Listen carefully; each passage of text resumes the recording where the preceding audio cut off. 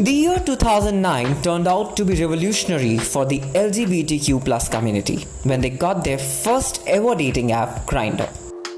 The app changed the lives of gay men not just because it allowed one to discover queer folks 20 yards away, but also because it brought this idea that queer folks are everywhere who need an outlet to fill a void. I joined Grindr when I hit my age 18, and it has been a journey ever since. Grindr was the very window that I used to look around the world, to look around for people like me, and it really helped me find a community for myself. My name is Satyam Tyagi, and I identify myself as a demi-romantic homosexual. I joined Grindr back in 2017. Especially in a country like India, we don't get to mingle openly, and even if we do, there's like a chance of getting harassed by the police. So Grindr is the most safest option for if you are, venturing out. I actually had a lot of weird experiences on Grindr. Apart from the usual misogyny, transphobia, I'm Sourish and I'm gay. Starting with the aim of connecting people with similar interests, Grindr gave the queer community the freedom to look for love openly and proved that dating and hooking up are concepts that can be explored by queer folks too, and as often as they wish to. In the beginning, when I started using Grindr, I used to go on dates, I think at least once a week or maybe twice, because I was really curious to meet new people. I just love the fact that it exists in a way where, at least gay folks can navigate and network with one another. And by network, I mean hook up. And if you want to explore yourself, if you want to find more people like you. So Grindr really does open up the possibilities. Despite the setbacks Grindr has when it comes to the problematic part of it, but at the same time, it's like a necessary evil.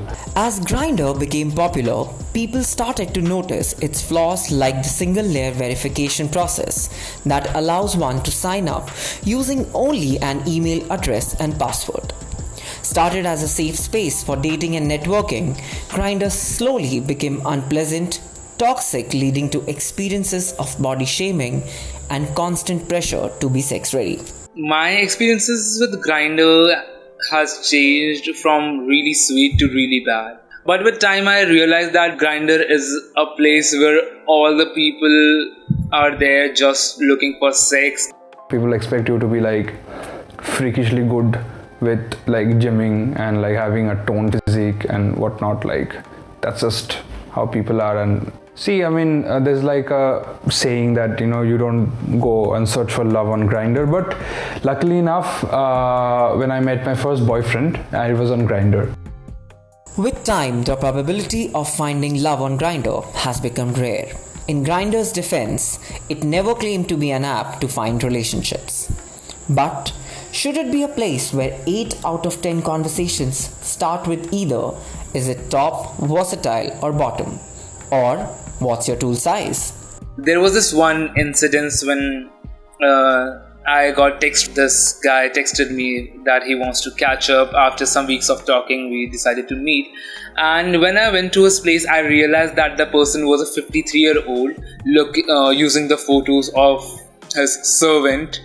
And then he just tried to explain how this whole homosexuality thing is just a fling. And then he just started to unzip my pants and he started to dig into my pants, and I had to run away from that place. Will send the dick picture that they thought they have to, and you can't do anything about it apart from the fact that you can block them and be disgusted for 5 seconds.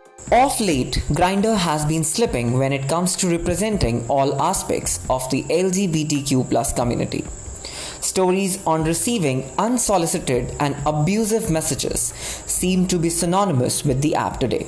Fake profiles are rampant on the dating app, and the danger of one's photos being circulated online seems to be constant. Yet, it continues to be a popular choice for queer folks. I think Grindr has ways to mess up with somebody's brain. The experiences with Grindr are more influenced by the people who are using it. There is a good amount of toxic masculinity on Grindr. I think people can really discourage you for being who you are. Because I have been threatened on Grindr for my identity, and even my identity and my photos have been stolen and being used by somebody else. At the same time, it is alarming because I don't know who is the person I'm talking with. I think Grindr is just more subsumed into the gay culture than the other apps. So I think it's probably because Grindr did it first or something like that. So, that's why it takes the cake.